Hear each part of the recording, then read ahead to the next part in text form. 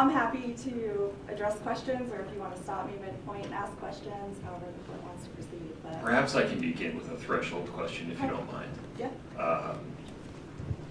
In order to grant the motion, I have to make a finding that some kind of conduct by the state's counsel rose to the level of a denial of due process or the denial of a right to a fair trial, right? Correct. A lot of that conduct you cite in your motion has to do with letters and filings made after a search of Ms. Richins' cell and statements or allegations regarding witness tampering or the danger thereof. Well, what if they just amended the information and brought charges for witness tampering based upon the same searches and the same evidence?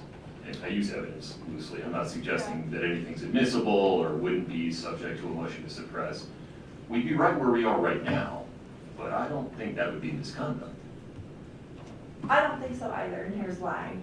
If they had formally charged her, she would be given due process rights as it relates to the alleged witness tampering, right? We would be able to cross-examine people, she would get a trial, we'd be able to present witnesses, we'd have arguments whether or not evidence was going to be admissible or inadmissible. The problem with the way the state has characterized this in their briefing is the fact that they have definitively said she's guilty of it without being afforded any of those. And I think being charged with something is different than the state saying she witness tampered. This isn't the first time she witness tampered. This is further evidence of witness tampering, all of those things. And then they go on to say, you know, not only did she witness tamper, but because she witness tampered because she's guilty of murder. Like, her witness tampering is a consciousness of guilt. And I can pull it out of the briefing. We prepared it in slides, but that's the problem, and that's the violations of rules 3.4, 3.6 in the UDA standards, is you can allege some through a filing or through a criminal complaint, right? She's here today because the state's alleged that she committed a number of crimes. Sure. Right, and she's gonna get a preliminary hearing, and we're gonna go through this entire process before we get to say she's guilty or not guilty. And the problem with the state's characterization over and over and over again, and in fact it got progressively worse or progressively more definitive in their statements that she is guilty of witness tampering, and that's the narrative that the media has picked up. And I think that's the violation of the rule, not, you know, if they had charged her with it, you're right, we would still have to deal with it. And perhaps there would be some press surrounding it. But we would also then have the opportunity to refute that or go through due process rights. But by just saying she was guilty of it, and by saying she was guilty of it is bad. By saying she witness tampered as a consciousness of her guilt is worse. By saying she administered the fatal dose of fentanyl is worse. So and they're pause tying there all for a of minute. this together. A lot of that water went under the bridge as of the detention hearing. That is their theory of the case, that there was a financial motive, there was poisoning, caused the death of Right. her spouse. I mean, that's the case. Then we have requests for things like, don't let her talk to certain individuals because, and then once we get into the because, their justification for the request is, we're concerned that she's trying to alter their testimony at a future trial. Stated broadly, everything I just described is part and parcel of lots of criminal cases. Right, except for the fact that they go further to say, they have a theory, right? It's in the probable cause statement, it came out in testimony at the detention hearing, you're right. That happens in every single criminal case, and we can cross-examine people and weigh the credibility of witnesses as we go through, okay? The problem is in their briefing, they dispel or they characterize the defendant's alternative theory or perhaps a potential theory of the defense as a false narrative. that it's a lie, okay? Sure. Which completely diminishes the credibility of anything we say. And then they've gone on to say, and all of her witnesses are lying, and she's telling her witnesses to lie. So now, we're in a position where anybody we put up there, you know, a jury pool is gonna say, well, I mean, she witness tampered, so obviously these people are lying. And the state's already said that anything she says is a false narrative because it doesn't fit their theory. That's a problem, and the rules specifically prohibit the state from commenting on the theory of the case, or on alternative theories of the case, or on the credibility of witnesses. And Trying to determine where the line between permissible advocacy and impermissible communications that would well, irreparably damage the jury pool. I acknowledge that however long jury selection was going to be at the end of the detention hearing, it seems like it's 3 times longer now. I'm with you, I got it. But why can't we, through a combination of lengthy and careful jury selection and instructions to whatever jury gets selected, mitigate the harms that you're describing?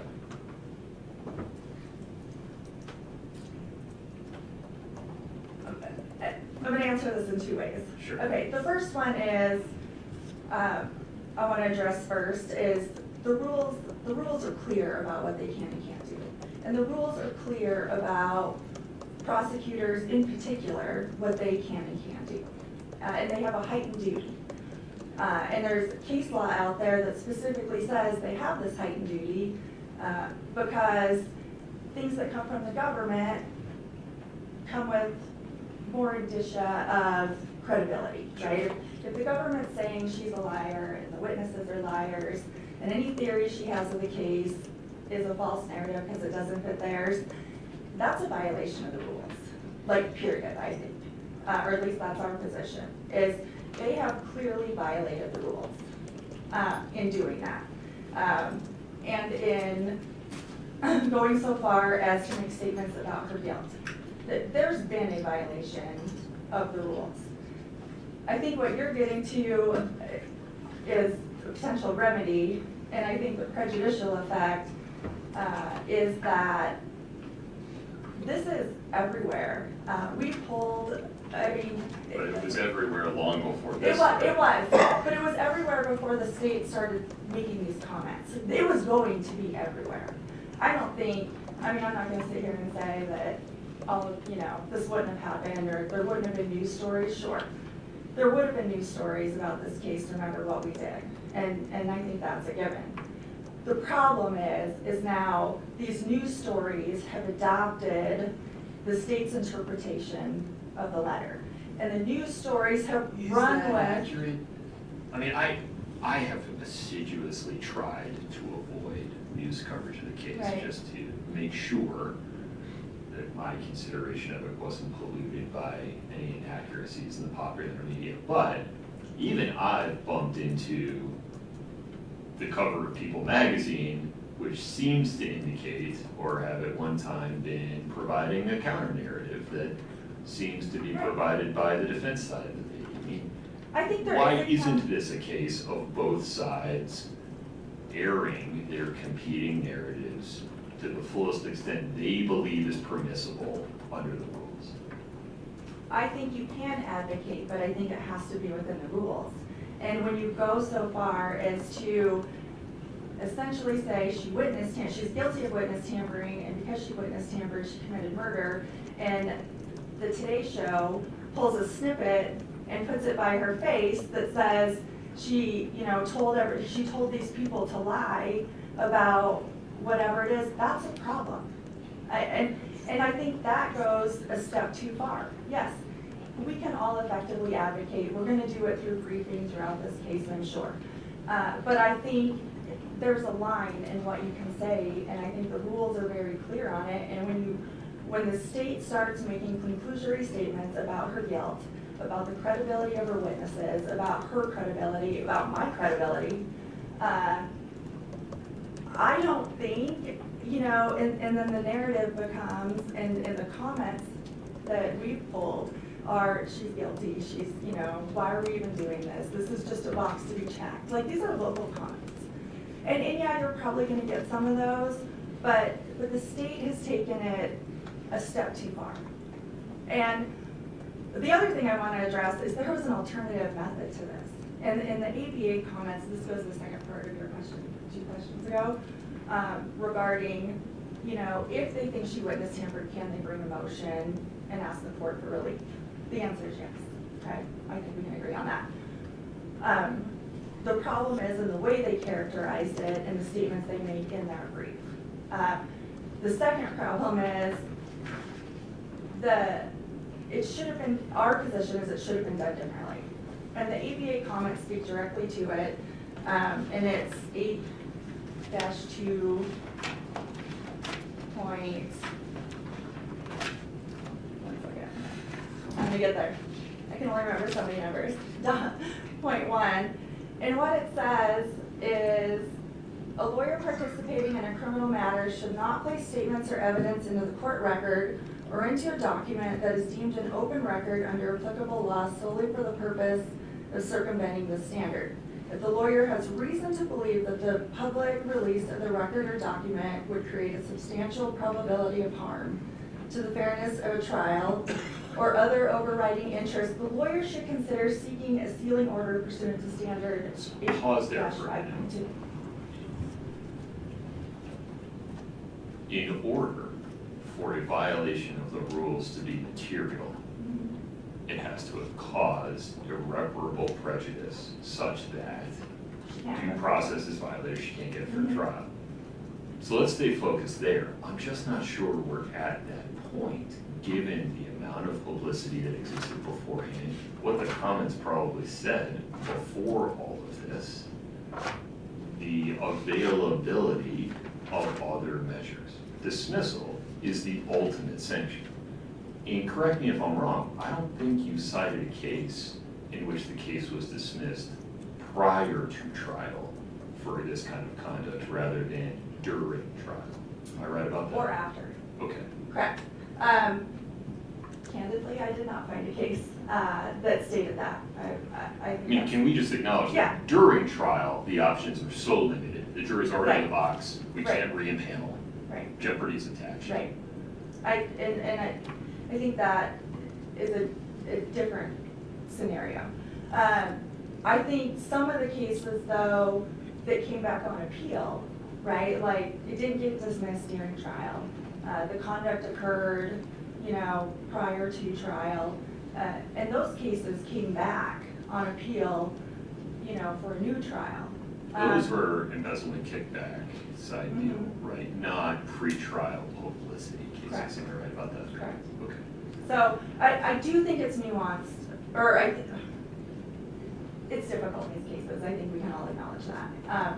But there is a process in place to ensure we can do the best we can, to take care that we all do the best we can not to violate any of her rights to a fair trial. And the state, in their assertions and the statements they have made, have not done that. And the prejudice is we can't undo that, okay? This letter is out there forever, right? Whether it's ultimately admissible at trial, doesn't matter at this It point. matters a little bit, doesn't it? Because if it were to come I mean, I'm in gonna argue trial- it matters, because I'll probably move to motion to suppress it, but. Well, sure. Yeah, So, Right. I mean, but, and I'm not expressing an opinion one way or the other Right. about any kind of motion in that regard. But imagine the letter came in at trial. Any pretrial prejudice is now mooted. It's in. The actual jurors have seen it and heard it. The problem is the statements the state has made during the pretrial phase, right? The statements that they have interpreted, this letter's open to multiple interpretations, Sure. right? And yes, we can get to that through cross-examination and. If it comes in. Or, yeah, at trial. Right. The problem is that there is local, national, global media where the state has interpreted the letter in the way they want, and has put out to the world and all of our potential jurors that Kouri's lying, that her witnesses are lying, that her theory is false, that that's the problem. The problem is their statements and the way they've interpreted it, and the prejudice to her is, you can't undo that. I mean, sure, we can probably ask people, questions in voir dire, but I don't think that's sufficient given the egregiousness of the statements. If it had just been,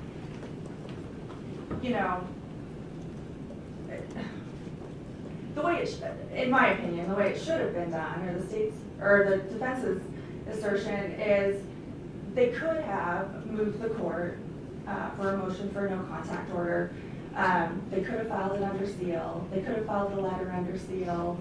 We could have had this argument, or in a way that wasn't the state saying that she witness tampered. It wasn't the state saying that her witnesses lied. It wasn't the state saying she's guilty of murder. Those are the problems, and those aren't going to go away. Forever there's going to be this issue that the states said that, and they can't do that. Okay. And if the courts, and I granted, dismissal is the ultimate remedy, right? But there are alternatives. I don't think any voir dire is going to cure this issue, given the egregiousness of the statement. So I looked at the defense's proposed alternative remedies.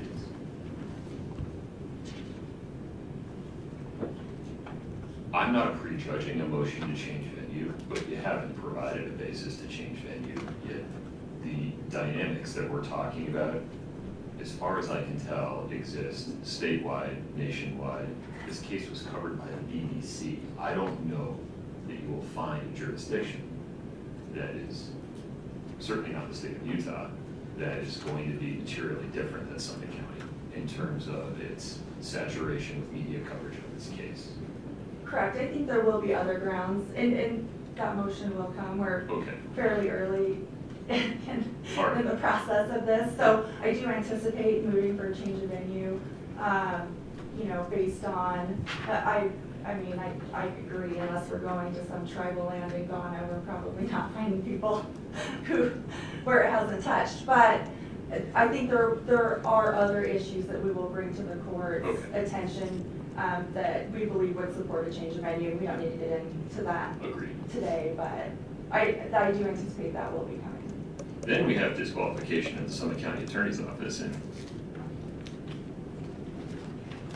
I'm not sure why that follows. Here, at this point, aren't they the most sensitized to the issues and the permissible bounds of what they can and can't say, rather than somebody else?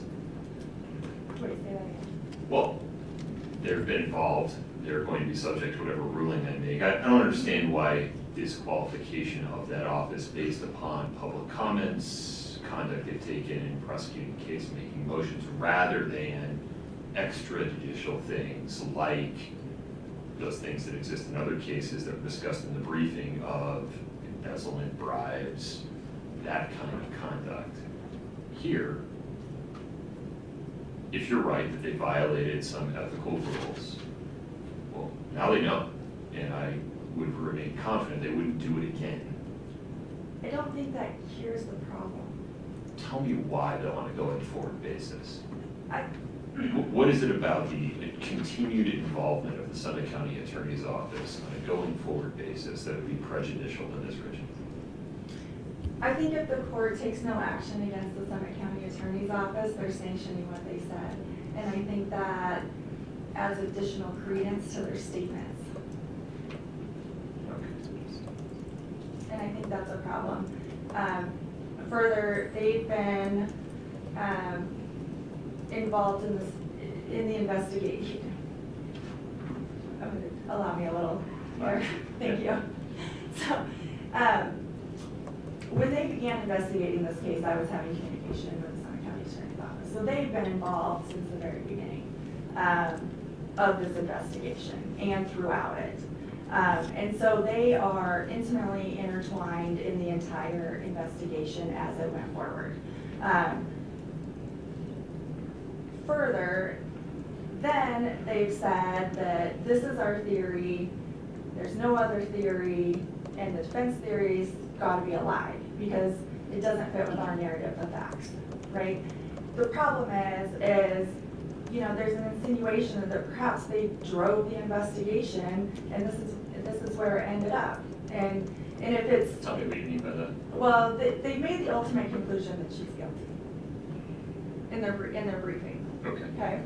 And they were involved with the sheriff's office throughout the entire investigation. And they're saying that, you know, any alternative theory, say we, you know, go out and investigate and have investigators working and come forth with additional things or alternative theories or whatever, they've already said that can't be true because it's a lie. Okay. And because they drove the investigation or they were so involved in the investigation, I don't, you know, maybe they didn't go look for any.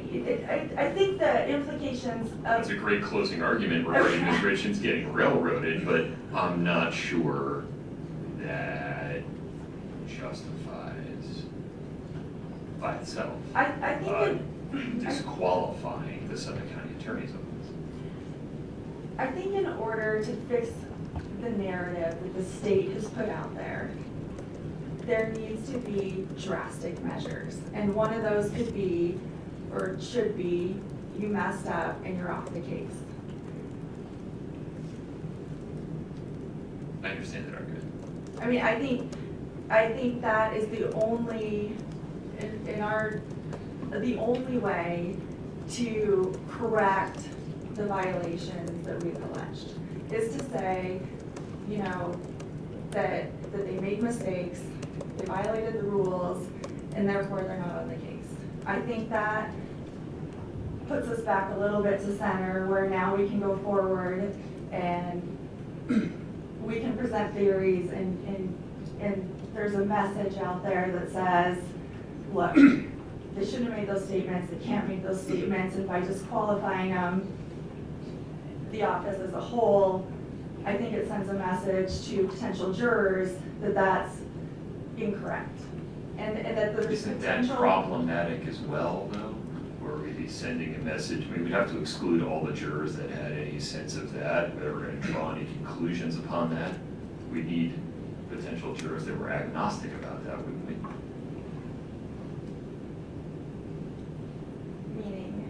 Meaning they didn't have an opinion one way or the other regarding the motives or conduct of any of the participants. Right, but there's still, I don't think without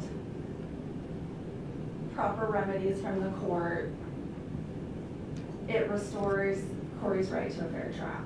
Okay. I mean, at the end of the day, we can't, doing nothing essentially just adds credence to what they said, and she's in a place now where, you know, we can't call these witnesses, I mean, we're gonna call witnesses, but, you know, we're on the presupposed motion or assumption that, you know, the world is taken that they're liars because that's what the state said. And they can't make those, you couldn't make those in a closing argument. They couldn't get up there and say those things for a reason, right? So you should be able to say it now. Well, I mean, let's be more specific about that. If they wanted to get up and say that, for example, if Ms. Richins testified to X, Y, and Z, I think the state would be able to properly say, listen, compare X, Y, and Z to evidence A, B, and C. The inconsistency shows that X, Y, and Z is a false narrative. That is proper closing argument. Right, but it'd be based on evidence. Fair enough. Right? Yeah. And you could, that is, I mean, that's what you advocate in closing arguments. You can say, you know, we presented this, the jury gets away the credibility of everybody's witnesses, including the defendant, and make their own determination. they've circumvented that entire process by saying it now. They predispositioned everybody to look at these people through a lens that they're lying, to look at Kouri through a lens that she's lying, to look at Kouri through a lens that she is trying to get people to lie for her, to look at counsel, frankly, through a lens that I'm doing improper, I'm doing nefarious or criminal acts, is what they've alleged.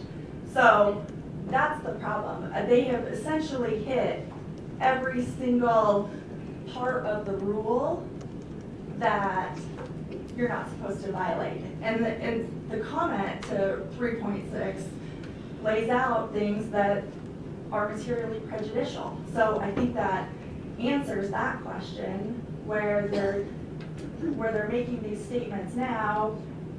3.6 in the comments specifically says these things are materially prejudicial. And those are the things that they've done here. Okay.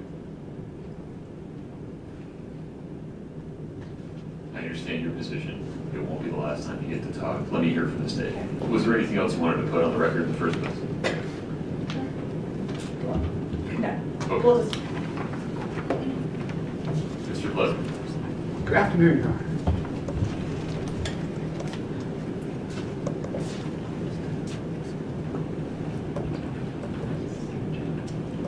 State's briefing was a little general in terms of we haven't done anything wrong, there's no prejudice, let's just move on.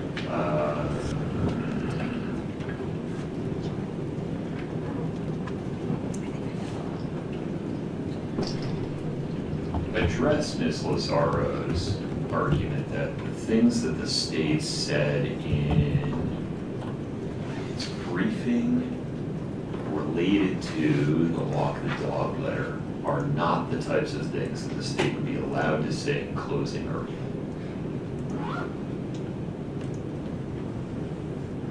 Your Honor, they are the things the state would be allowed to say in closing argument. It is fair argument, fair advocacy based on facts in the record today.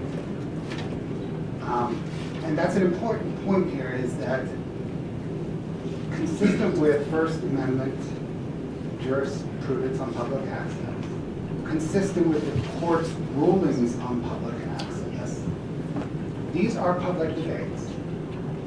These are the debates where the state makes its case in a filing, and the defense has an opportunity to rebut that case in the filing. They've just rebutted it, not only in their prior filings, but right here, right now at this podium. And that is fair litigation. That is how cases are litigated in criminal courts throughout Utah every single day.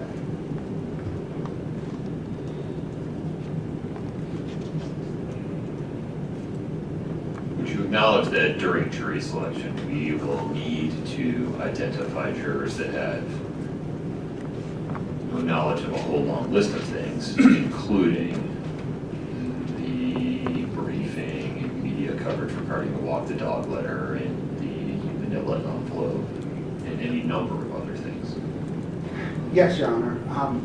Undoubtedly, the court and the parties will select a fair and impartial jury. That will take longer than normal. That will take a jury pool larger than normal, an enlarged questionnaire, expansive voir dire. But there are people in Summit County who are not following this case, at least a dozen or so. And there are people, who we can see as very impartial. Summit County Court set a jury in the Gwyneth Paltrow matter that received tremendous publicity. The court was right to note that much of this publicity is both national and international. More so probably than Summit County. I can think of two pending cases before this court, one civil, another criminal, that are receiving as much local ink as this case. And the court will see Summit County juries in those cases as well. As it relates to the walk the dog letter, and kind of this instant discussion we're having, the Algiers case that, if you remember, it was the state or the defense cites in its briefings, in dicta makes, I think, a pertinent note that the publicity at issue in the prosecutorial misconduct and retrial motion was kind of a drop in the bucket to the overall publicity that the case received over the arc of time. That's where we are here as well.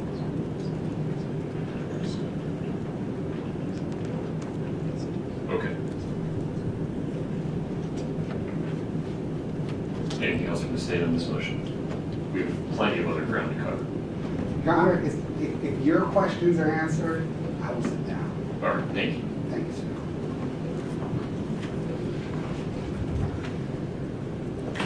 Ms. Lizar. There are a couple of things I'd like to address. if Please. you would so indulge me.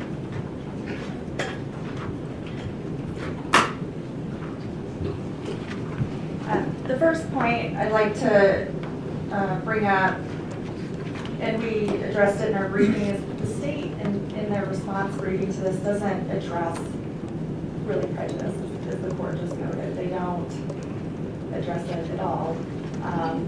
That they're, I mean, essentially, what they say is it maybe doesn't matter, that this is out there and so be it. The next thing, I think it's important to look at the statements. The state is saying that they could say these things in trial. They could say these things, perhaps some of them, if they're supported by evidence in closing argument. What they can't say, and I think I'll just pull out a few of the ones that I think are particularly problematic, is, they first say that the court needs a no contact order to prevent the defendant from further engaging in witness tampering. Essentially implying that she's witness tampered before. Right, but I come back to the hypothetical if they had just charged her. But they haven't, that's the problem. I know, but isn't that better for her? Well, yeah, I don't want any more charges, Right. I agree with you. But isn't it a proper exercise of prosecutorial discretion to say, that is a distraction to prove that lesser charge? We're going to focus on the top level charges that are in the information. Absolutely, absolutely. And I don't, So the only reason I raise that is to say, in that alternative universe that I am describing my hypothetical, the information, the preliminary hearing, all that stuff would be transmitting the message, she's a witness tamperer. That is not different than we have here. It might be worse. it might be, but it might not be, and here's why.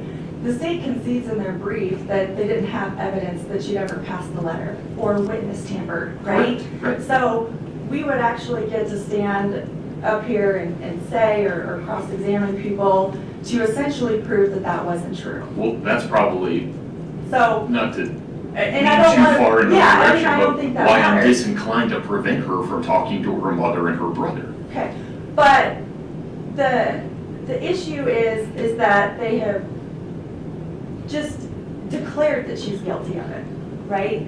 Instead of. Is there anybody in the world that thinks the state of Utah doesn't believe she's guilty of the crimes for which she's been charged? Is there anybody in the state of Utah? Well, I hope so. Well, I guess, no, not that they believe personally, but that, does anybody out there think the state is just doing this as theater? I mean, the state's position from the beginning is she's guilty. Right. I don't think they've been Charged unclear about that. her. No, but the problem is that they've used, the way they've drawn the inference between witness tampering and the ultimate decision that a jury is gonna make in this case after it hears evidence is that because she witness tampered, is a consciousness of guilt. She induced people to lie because she's guilty, right? Isn't that similar to some of the arguments that we heard, on which I relied, during the detention hearing regarding the internet searches.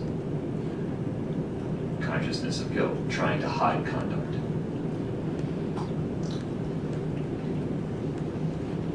I guess what I'm saying is that why is making arguments regarding a particular piece of evidence, admissible or otherwise, showing consciousness of guilt, why isn't that a proper conduct rather than improper conduct, whether it gets media attention or not? Because the rules specifically say that they can't comment on her guilt. The rules specifically say you can't comment on the credibility of her witnesses. The rules specifically, it's clear in the rules. It's very clear in the rules what you can't do, and that's what they've done here. But you're not suggesting that the rules prohibit, as a matter of law, making an argument regarding consciousness of guilt in a pretrial finding? I think when you tie it to the ultimate, I think it depends on the context, right? I think you could use this phrase, consciousness of guilt, in a number of different ways that doesn't say she's guilty of witness tampering, we're telling you she's guilty of witness tampering, and because she's guilty of witness tampering, she's doing it because she's guilty of murder. And that's what you can't say. You can't go that far. Yes, there are probably a number of ways you could argue that in different ways that may not violate the rules. But the way they've done it here violates the rules because they're specifically commenting on her guilt in this case. The other thing I'd like to address is the ABA standards essentially say there's different ways to do it. Like you could have done it under seal. This wouldn't have been an issue. She spent a vast amount of money. Taxpayers have probably spent a vast amount of money and time on this issue where we're not working, it's limiting our ability to work on other things. We're doing this. Ultimately, this rests on, or what's alleged, she violated a jail procedure policy. As well, they make that determination, okay? The jail has internal remedies to deal with that. And the jail has decided that she recently violated one of those, and they have prohibited her from contacting her mother. So there were other ways to accomplish this goal without creating a media narrative with the state's position on her guilt and the credibility of her witnesses. And I think, I just want to turn the court to the Hensley case. We relied on it in our briefing. Is that the Fifth Circuit case? It's a Fifth Circuit case. That was during trial though, right? It was. Okay. And I get that sometimes it's different. It can be different during trial because you've impaneled a jury. Those are the people who are sitting in it, right? I think that is different. By implication, no other available alternatives to mitigate potential prejudice. Correct. But it's still, and maybe these don't get litigated. I don't know. I don't know the answer to that. Maybe, I don't know how many arguments are had. If this were a case without a lot of press, okay, if this were normal course, like my 60 other whatever cases I have, right, that are going through the courts, sure, we litigate things on the record, but nobody's looking at the record, right? It's not getting broadcast out to potential jurors. And so when you look at those types of cases in a normal course, it may not be problematic. It may still be a violation, but the prejudice may not be as grave as it is in this case. Because, nobody would see it, right? The jurors, we impanel juries all the time that have never heard of my clients and have no clue about anything that happened, and they go about the normal course of business. And so the only thing that's brought to their attention are the things that are said in trial. And so that's why I think we see most of the case law come from that, because that's how majority of the cases go. This case is different because this case has so much publicity. Greater care should be taken to ensure we're not tainting a jury pool, to ensure we're not saying the things in pretrial matters that we couldn't say at trial, because the effect is the same. We're potentially causing the same harm that would happen in those other cases to a jury when it's broadcast to the world, where we have, I have jurors that have likely heard of it.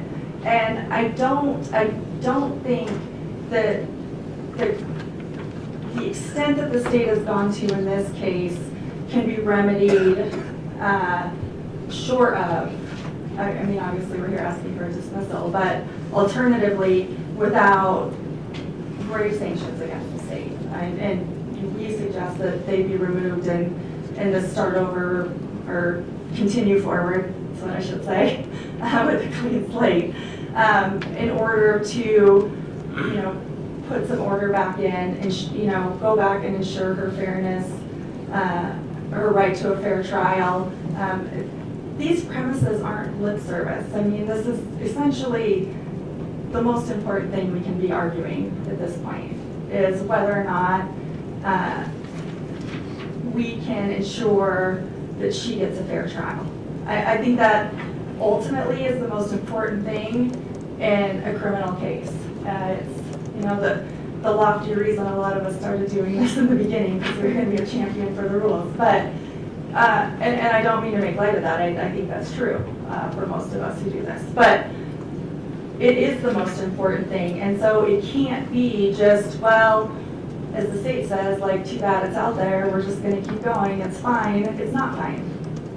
It's not fine because they violated the rules, and the result of that is worldwide prejudice and a world that thinks that her liars and her witnesses and her counsel, are going to misrepresent things to them or lie to them. And that's a hard thing to remedy. I understand your position. Thank you. Thank you.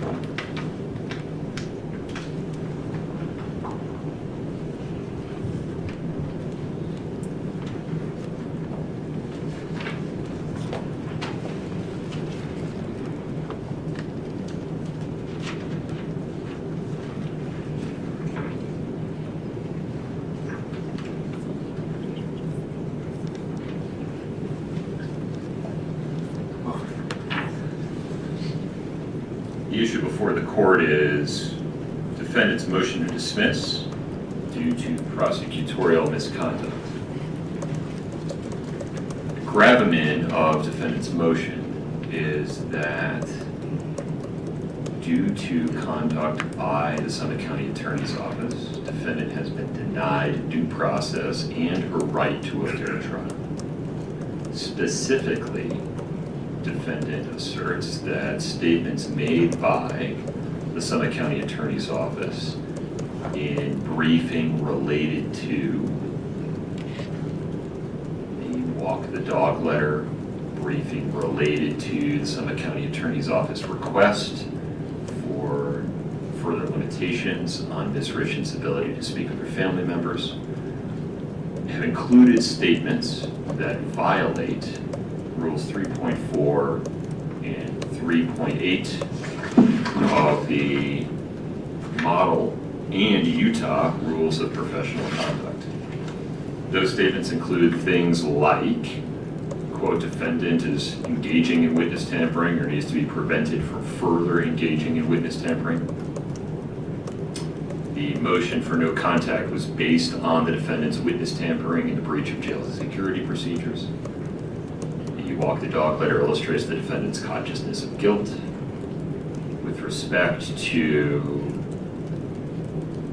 certain explanations made by the defense for certain actions, that no such link exists in the evidence, that defendant concocts a false narrative, that defendant's own handwriting, she attempts to induce her brother to testify falsely, that she is facilitating witness tampering and supporting a false factual narrative, that she is giving her mother instructions to induce her brother to testify falsely, that this may indeed not be the first time the defendant witness tampered, and that defendant is making a frantic, dishonest attempt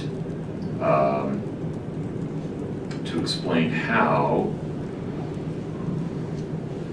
fentanyl came to be involved in this case. When viewed in isolation, these comments raise concern that they would cause undue prejudice by tainting the view of potential jurors in Summit County, the state of Utah, nationally, internationally, regarding Ms. Richins, her credibility, the credibility of her counsel, and her ability to defend herself in a fair jury trial. But when read in context, and given how these comments are anchored to